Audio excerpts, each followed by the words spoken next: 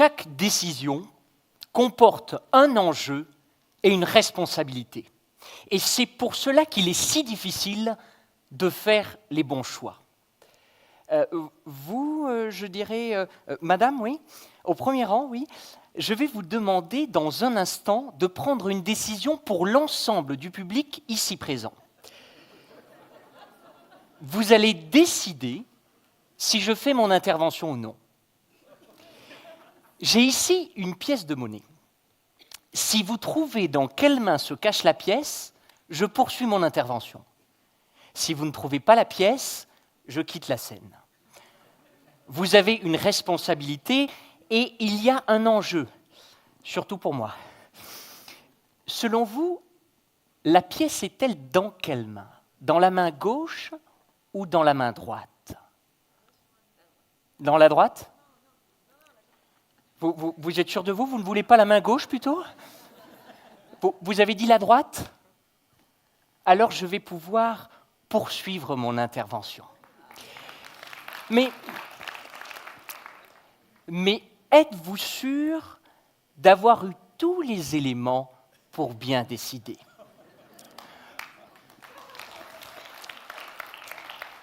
Comment notre esprit rationnel réagit face à une prise de décision? Et pourquoi parfois, lorsque nous décidons, nous nous trompons tout en étant persuadés d'avoir raison? Dans un instant, je vais induire votre esprit en erreur. Je vais vous tromper, mais je vous assure que vous garderez le sourire.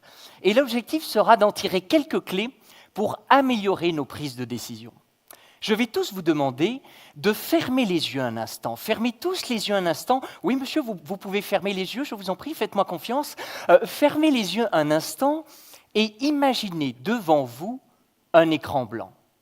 Et sur cet écran blanc, imaginez un dessin simple, quelque chose que vous pourriez reproduire ou décrire facilement. Visualisez le dessin sur l'écran et une fois que vous avez terminé, vous pouvez ouvrir les yeux. À présent, je vais tous vous demander de vous lever. Levez-vous et restez où vous êtes. Pensez à votre dessin. Les spectateurs qui pensent à une fleur, une forme géométrique ou une maison, asseyez-vous.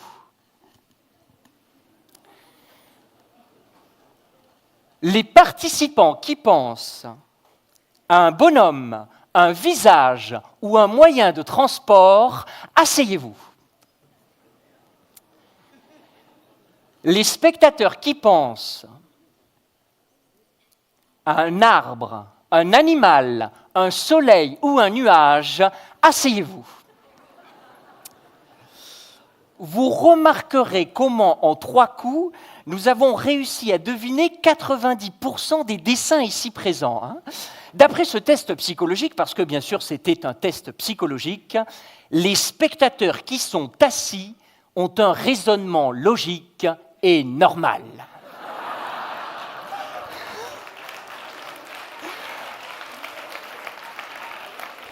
Non, je vous rassure, j'ai fait ça uniquement pour tenter quelque chose avec les 5% restants. Regardons par ici, regardons par là, par ici ou par là. Quel est votre prénom, dites-moi? Alors, vous serez parfaite pour cela, je vous en prie. Faites le tour et venez me rejoindre sur scène. On peut vous applaudir. Venez alors, je vous en prie. Venez par ici.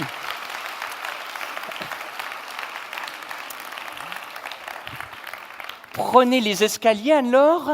En plus du dessin que vous avez à l'esprit, alors, je vais également vous demander de penser à un prénom, au prénom de quelqu'un que vous aimez, que vous appréciez. Vous avez son prénom en tête ?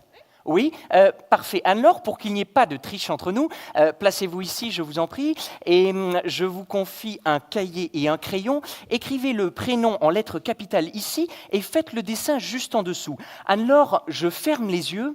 Assurez-vous que personne ne vous regarde, ni en haut, ni sur les côtés, ni derrière. Pas de caméra non plus braquée sur le cahier. Et une fois que vous avez terminé alors d'écrire le prénom en lettres capitales et de faire le dessin en dessous, fermez le cahier, posez le cahier et le crayon sur le tabouret sur lequel vous êtes assise et venez me rejoindre. Vous y êtes ? Oui, fermez le cahier et posez le cahier sur le tabouret.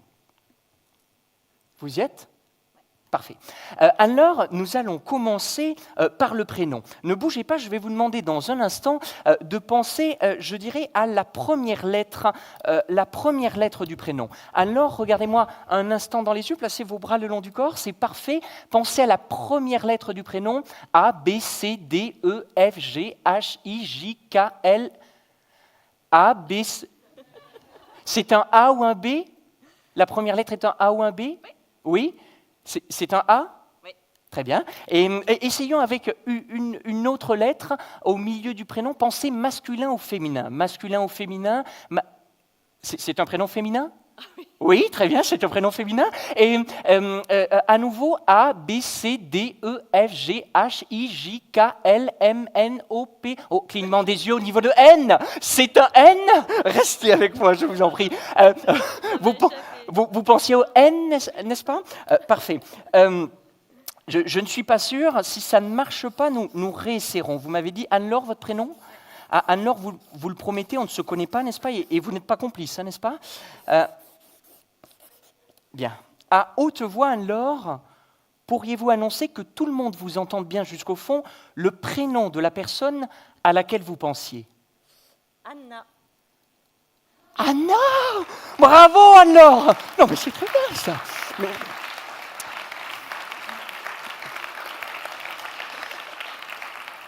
Anne-Laure, est-ce que vous avez également le dessin en tête ? Vous l'avez ? Parfait. Prenez ce papier et ce crayon, et je vais également prendre un papier et un crayon ici, Anne-Laure, comme ceci. Nous allons nous placer dos contre dos. Vous allez vous placer face aux coulisses, comme ceci, et dos contre dos. Anne-Laure, si vous deviez faire le dessin que vous avez en tête, vous le feriez dans ce sens, Anne-Laure, ou dans ce sens ? Comme ça. Dans ce sens ? Parfait. Alors, à mon top départ, vraiment à mon top, Anne-Laure, vous faites le dessin. Est-ce que vous êtes prête ? Top.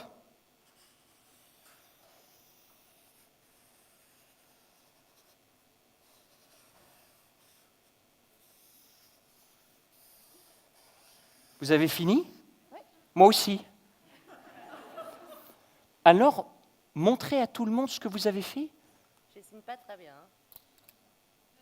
C'est un verre ou un vase, un verre, c'est un verre que vous aviez à l'esprit. Le mien est un peu différent, mais c'est un verre aussi. On peut vous applaudir, je vous en prie. Merci Anne-Laure, vous avez été formidable. Vous pouvez regagner votre place. Je vous en prie, je vous en prie.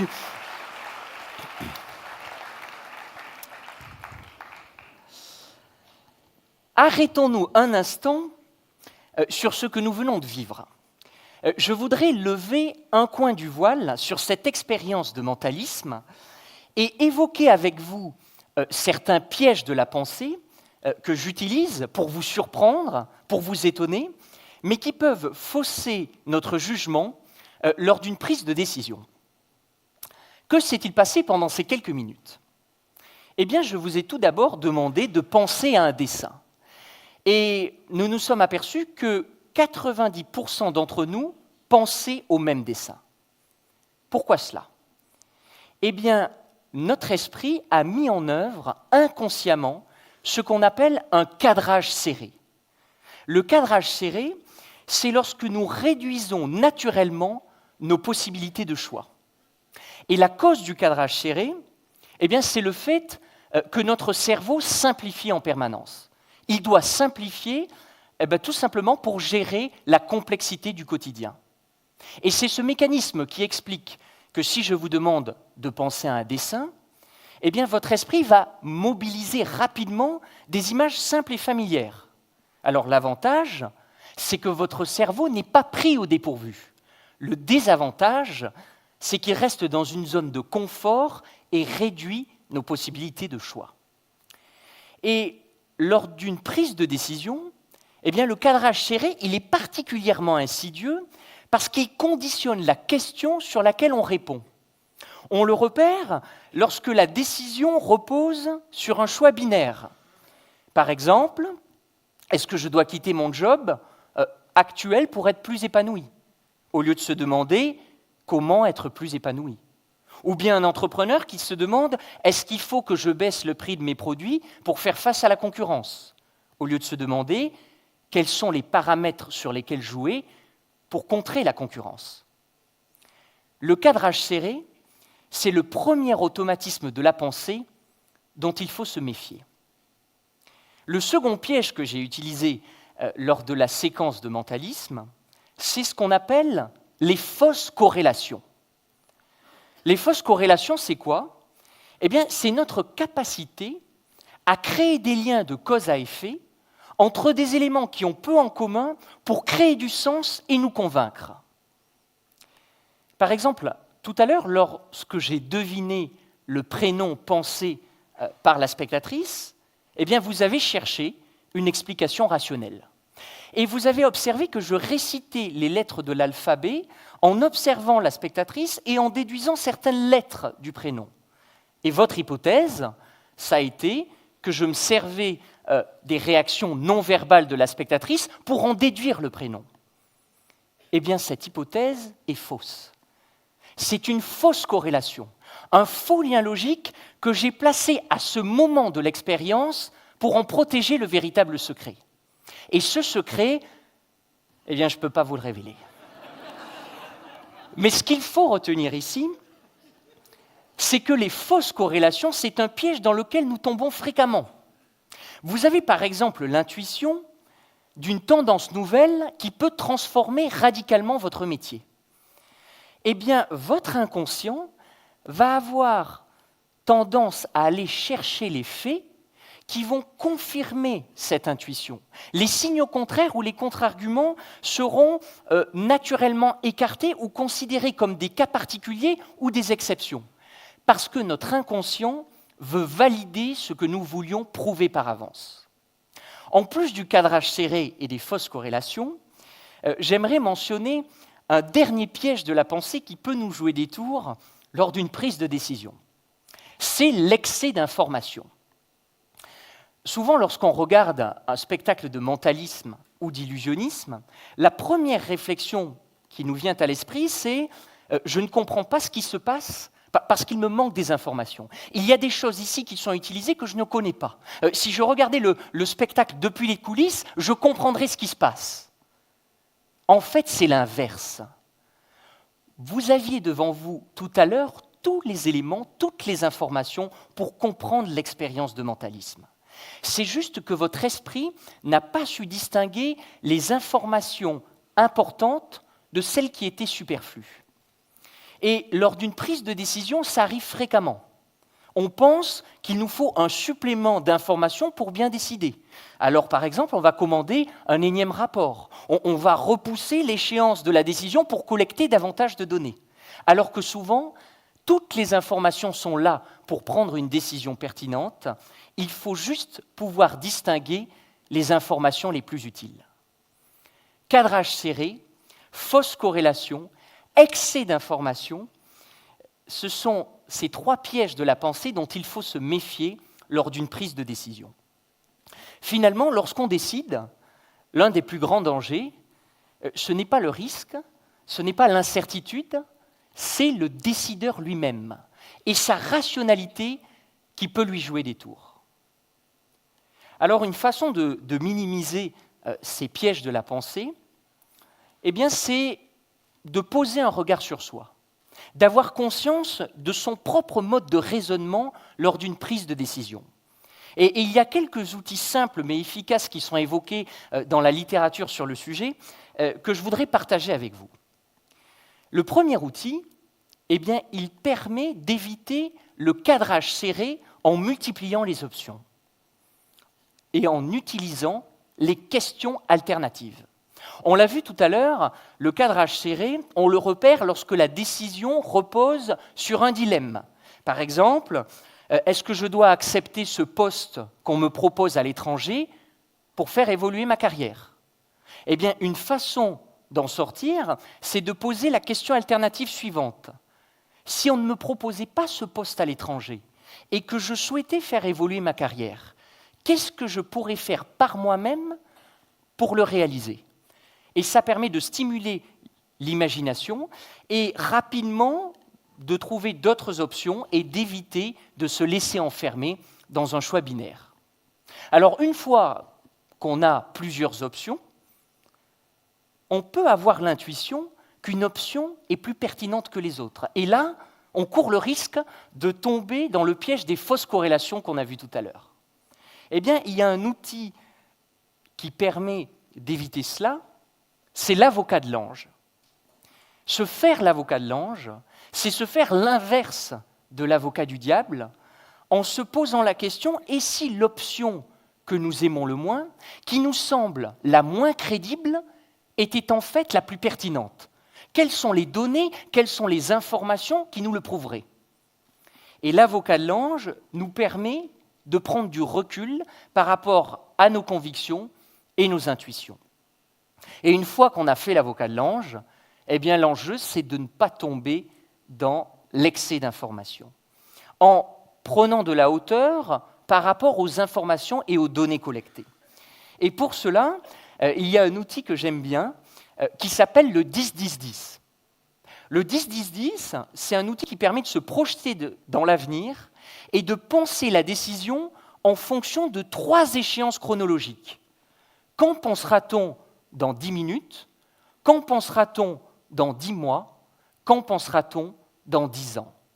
Et ce changement de perspective, eh bien, il permet de mettre de côté pendant un instant les faits, les informations, pour se concentrer sur nos priorités essentielles.